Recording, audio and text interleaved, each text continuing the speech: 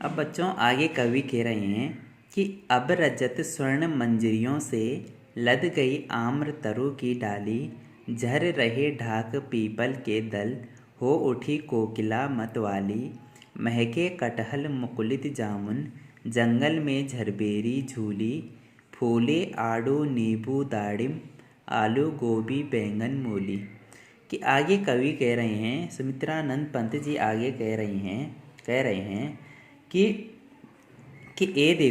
ये देखो आम के पेड़ की डालियाँ सुनहरी रूपहली मंजरियों से लद गई हैं। कि जो राम के जो पेड़ हैं उन पे बहुत सारी बौरें आ गई हैं और पतझड़ की ऋतु आ गई है। ठीक है, बहुत सारे क्या है आम के पेड़ों पे बौरें आ गई है। झर रहे ढाक पीपल के दल, हो उठी कोकिला मतवाली। कि आगे पंत जी आगे कह रहे हैं कि पतझड़ की भी अब ऋतु आ गई है। ठीक है, पतझड़ का मौसम आ गया है तो ढाक और पीपल के वृक्षों के पत्ते झड़ने लग गए हैं। और उसके साथ ही साथ क्या हो रहा है, कोयल भी मतवाली हो उठी है, क्योंकि जब पत्ते झड़ रहे हैं तो समझो अब क्या है, बसंत ऋतु आने वाली है। ठीक है, तो कवि कह रहा है कि कोयल भी मतवाली हो उठी है, इसलिए वो मदमस्त होकर गा रही हैं। कोयल भी क्या कर रही है, अपना गाना शुरू कर रही है। महके कटहल मुकुलित जामुन, जंगल में झरबेरी झूली। कि आगे वो कह रहे हैं, पंत जी कह रहे हैं आगे कि कटहल के वृक्ष से सुगंध उठने लगी है। जो कटहल के वृक्ष हैं उनसे सुगंध उन्हें, मतलब क्या हो रहा है, कटहल के पेड़ों पे भी फूल आने लगे हैं। जामुन के बौर की कलियां कुछ अधखिली सी दिखाई देने लगती है, और जामुन के पेड़ के जो पत्तियां झड़ गई हैं तो उन पे भी नई कलियां आने लगी हैं। जंगल में झरबेरी बेरों से लद गई है, और जंगल के सारे पेड़ क्या हैं, अपने पत्ते उनसे झड़ने लगे हैं और उन पे नई नई पत्तियां आने लगी हैं। फूले आड़ू नींबू दाड़िम, आलू गोभी बैंगन मूली। कि आगे वो कह रहे हैं कि पंत जी आगे कह रहे हैं कि आड़ू नींबू अनार आदि फलों के साथ साथ ही क्या हो रहा है, जो आलू गोभी बैंगन मूली की जो ये सब्जियां हैं ये भी खेतों में पककर तैयार हो गई है। फलों के साथ साथ ही सब्जियां भी साथ में तैयार हो गई हैं।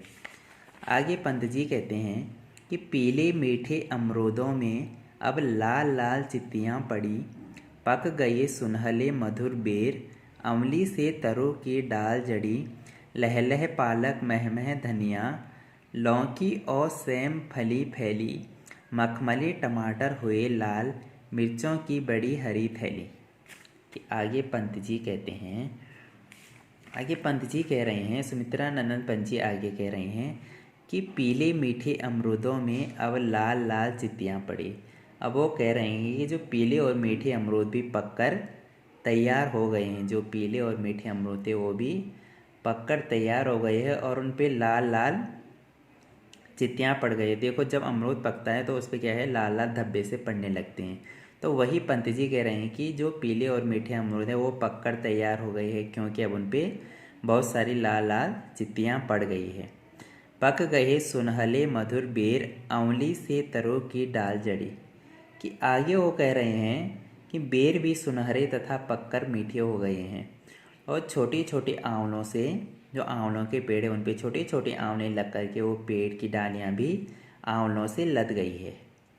ठीक है, लहले पालक महमह धनिया, लौकी और सेम फली फैली। कि आगे पंत जी कहते हैं कि पालक के पत्ते खेतों में लहलहा रहे हैं, जो पालक के पत्ते हैं वो भी खेतों में लहलहा रहे हैं, और धनिया भी क्या हो रहा है, महमह करके अपनी अपनी महक बिखेर रहा है। धनिया भी, धनिया पे भी महक आने लगी है। लौकी और सेम की बेलें फलदार हो गई हैं। अब वो आगे कह रहे हैं जो लौकी और जो सेम थे उनकी जो बेलें थी वो भी तैयार हो गई है, उन पे भी लौकी और सेम लगने लगे हैं। जगह जगह मिर्चों के गुच्छे बड़ी थैली के समान लटकते दिख रहे हैं। आगे वो कह रहे हैं कि मखमली टमाटर हुए लाल, मिर्चों की बड़ी हरी थैली। कि आगे वो कह रहे हैं कि जो मखमल और जो कोमल टमाटर थे वो भी पककर अब कैसे हो गए हैं, लाल हो गए हैं, और जो मिर्च है उन पे मिर्चों के इतने बड़े बड़े गुच्छे हैं, ऐसे लग रहे हैं जैसे कोई एक बड़ी हरी थैली हो, उन पे भी मिर्चों के बड़े बड़े गुच्छे लग चुके हैं। ठीक है, आगे कह रहे हैं कवि,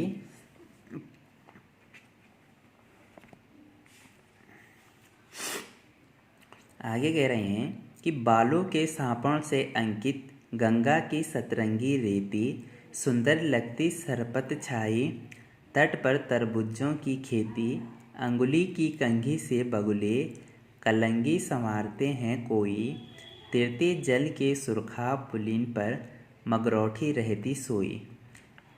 अब देखो सुमित्रानंद पंत जी आगे कहते हैं, जैसा मैंने आपको शुरू में बताया था कि सुमित्रानंद पंत जी एक क्या है, ये नदी के तट पर खड़े हैं, नदी के किनारे खड़े हैं। तो वहाँ से वो क्या कर रहे हैं, खेतों को देख रहे हैं। अब वो कह रहे हैं कि बालों के सांपों से अंकित गंगा की सतरंगी रेती।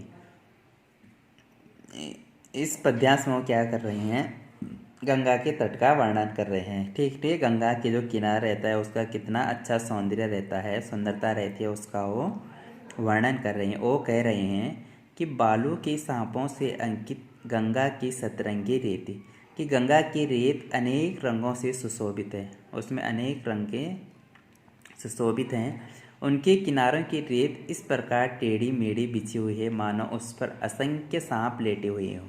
ठीक है, उस पर एक तो क्या है, गंगा के किनारे जो रेत है वो अनेक रंगों की है। ठीक है, विविध अनेक रंगों की, और उसके किनारे क्या है, जो रेत है वो ऐसे टेढ़ी मेढ़ी बिछी हुई है कि ऐसे लग रहा है कि यहाँ पे बहुत सारे सांप लेटे हुए हो नदी के किनारे।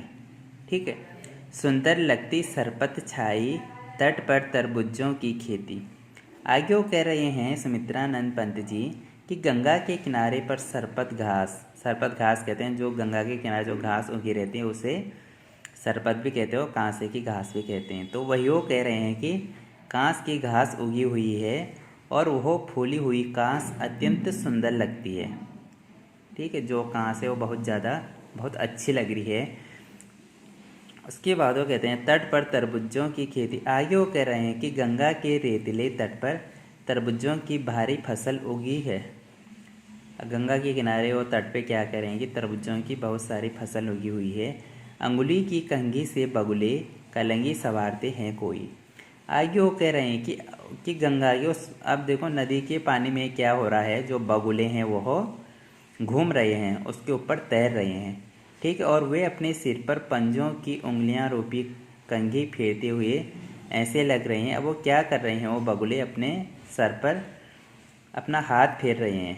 ठीक है, तो वो कह रहे हैं कि उन्हीं को देखकर ऐसा लग रहा है कि मानो कोई अपनी कलगी सवार हो। कलगी कहते हैं जो मोर के सर के ऊपर जो 2-3 रहती हैं उन्हें कहते हैं कलगी। ठीक, तो वही वो कह रहे हैं कि हमें ऐसा लग रहा है जब वो बगुले अपने हाथों से अपना सर पे फेर रही हैं तो हमें ऐसा लग रहा है कि कोई अपनी कलगी संवार रहा हो। तिरते जल में मुरखाब पुलिन पर मगरौठी रहती सोई। आगे वो कह रहे हैं चक्रवा के एक पक्षी रहती है, एक चिड़िया रहती है, वो क्या करती है, नदी के बहते हुए जल में तैर रही है। वो क्या करती है, नदी के पानी के ऊपर वो तैरती रहती है।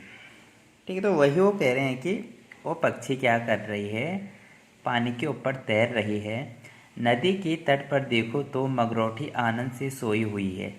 अब उसके साथ साथ ही क्या होता है, नदी के तट पर एक पक्षी भी है वहाँ पे, वो क्या कर रही है, जिसका नाम मगरौठी है, वो भी वहाँ पे नदी के तट पर सोई हुई है। आगे कवि कहते हैं कि हंसमुख हरियाली हिम आतप, सुख से अलसाए से सोए, भीगी अंधियाली में निसी की, तारक स्वप्नों में से खोए, मरकत डिब्बे सा खुला ग्राम, जिस पर नीलब नभ आच्छादन, निरूपम हिमांत में स्निग्ध शांत, निज शोभा से हरता जनमन।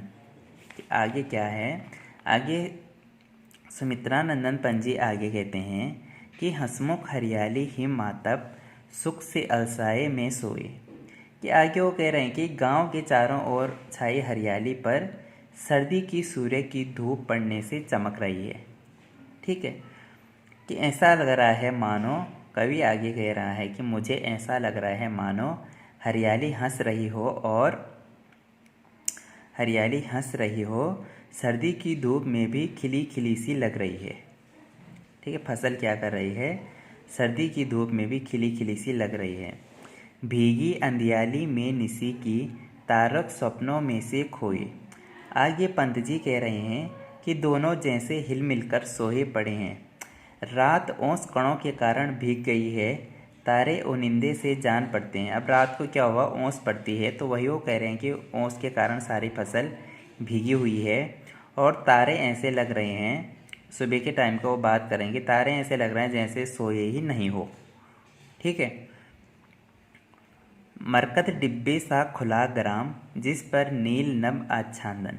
कि आगे वो कह रहे हैं कि इस प्रकार के प्रकृति सौंदर्य से संपन्न गांव की शोभा पन्ने के खुले हुए डिब्बे जैसी लग रही है। अब पन्ना क्या रहता है, एक हीरे का नाम है पन्ना।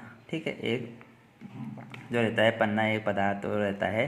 ठीक है, तो उसी की तरह वो कह रहे हैं कि ये तो ऐसे लग रहा है जैसे कि एक खुले हुए डिब्बे जैसी लग रही है। जैसे क्या है, पन्ने का एक खुला डिब्बा लग रहा हो, वैसे ही ये फसल चमक रही है। जिस पर नीलम नव आच्छादन, निरूपम हिमांत में स्निग्ध शांत, निज शोभा से रहता जनमन।